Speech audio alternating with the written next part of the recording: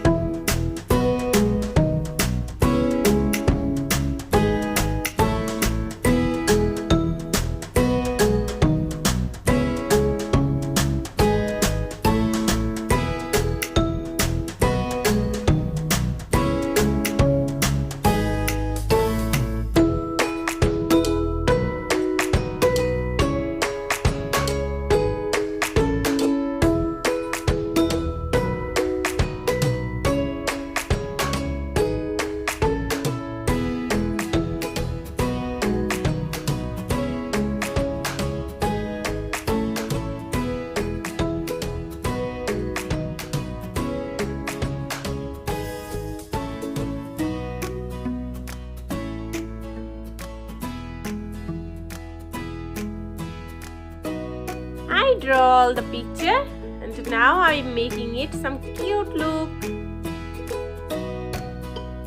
Now it's time to color it. You know all the colors what to use.